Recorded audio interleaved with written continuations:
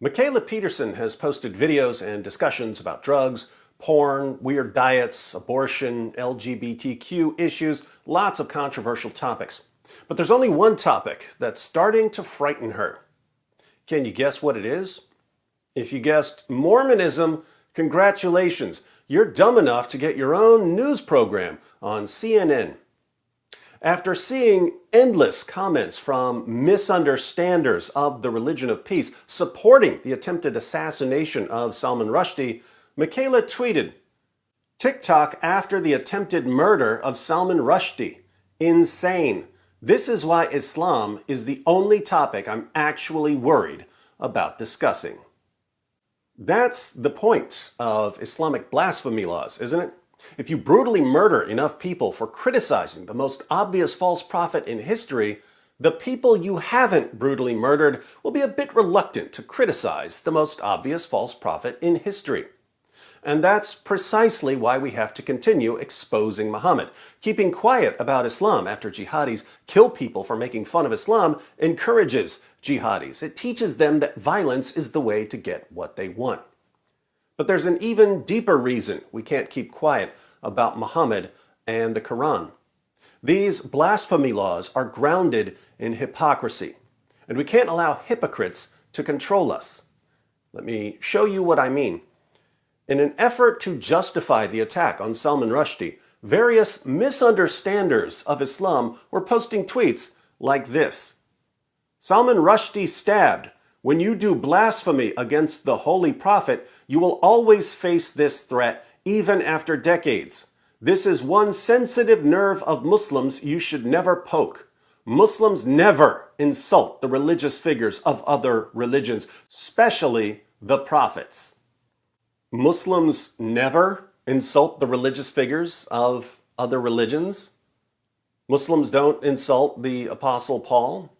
Muslims don't insult the Trinity? This is interesting because I can't spend 8 seconds online without having my religion insulted by Muslims. And yet, over and over again, I see Muslims, even very popular Muslims, insisting that it's wrong to criticize Muhammad because Muslims never, ever criticize other people's religious figures.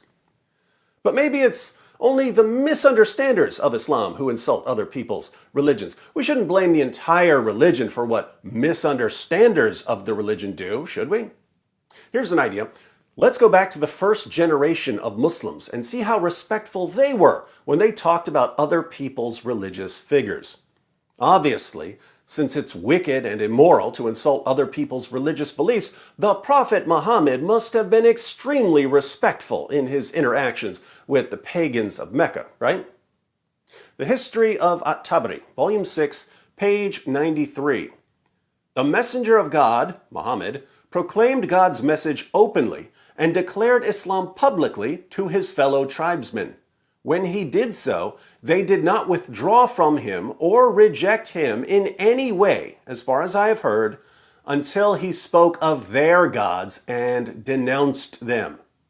Notice that the pagans of Mecca didn't have any problem with Muhammad preaching Islam until he started denouncing their gods.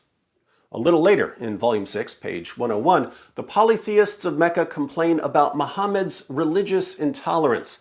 They say, "We have never seen the like of what we have endured from this man. He has derided our traditional values, abused our forefathers, reviled our religion, caused division among us, and insulted our gods. We have endured a great deal from him." Muhammad reviled their religion and insulted their gods. He reviled their religion and insulted their gods. But what do our Muslim friends assure us that Muslims never do? Muslims never insult the religious figures of other religions. We can already make an argument out of this. If Muslims never insult the religious figures of other religions, and Muhammad definitely insulted the religious figures of other religions, what can we conclude? That Muhammad wasn't a Muslim.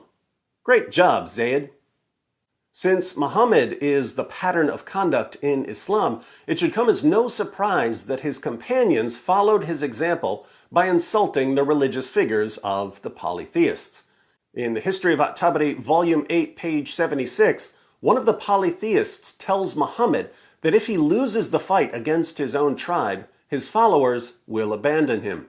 Abu Bakr, the first of the rightly guided caliphs, replies to the polytheist, in the presence of Muhammad, go suck the clitoris of Allat. So, Abu Bakr, Muhammad's closest companion, tells a man to go perform oral sex on Allat, his goddess. Does this mean that, let's say, Hindus can tell Muslims to go perform oral sex on Allah and Muhammad? No, because hypocrisy. The Muslims eventually defeated the pagans of Mecca, and that's when Muhammad got to demonstrate how to show respect towards the beliefs of others. There were 360 idols at the Kaaba. Remember, Muslims never insult the religious figures of other groups. Sahih al-Bukhari, 2478. The Prophet entered Mecca, and at that time there were 360 idols around the Kaaba. He started stabbing the idols with a stick he had in his hand and reciting, "Truth, Islam, has come, and falsehood, disbelief, has vanished." Muhammad went around stabbing their idols. He desecrated them. And keep in mind, we're not even going through the passages in the Quran and the Hadith where Allah and Muhammad command their followers to slaughter people for their religious beliefs. We're just responding to the idea that it's wrong and immoral to insult other people's beliefs. If it's wrong and immoral to insult other people's religious figures, then was it wrong and immoral for Muhammad and his companions and 14 centuries of followers to insult other people's religious figures?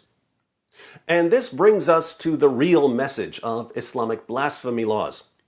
The real message isn't, hey, it's wrong to insult other people's religions. The real message is, it's okay for us to insult your religion, but you're going to shut up about our religion or else. That's the message. Do you accept it? Do you accept hypocrisy enforced by threats and intimidation and violence? If so, I'm sure the United Nations would love to hire you to work on their next International Day to Combat Islamophobia. But if you don't accept hypocrisy enforced by threats and intimidation and violence, we've got some work to do. Because the only peaceful way to convince jihadis to stop killing people for making fun of their fake prophet is to make fun of him even more. But maybe you still think that the attack on Salman Rushdie, like the other more than 40,000 Islamic terrorist attacks since 9/11, was just a random instance of violence by a crazy person, and that Islam doesn't have a problem here. After all, don't all religions have their extremists? If that's what you're thinking, be sure to check out What Do You Mean's video, where he shows why we don't see Christians celebrating violence carried out in the name of Jesus.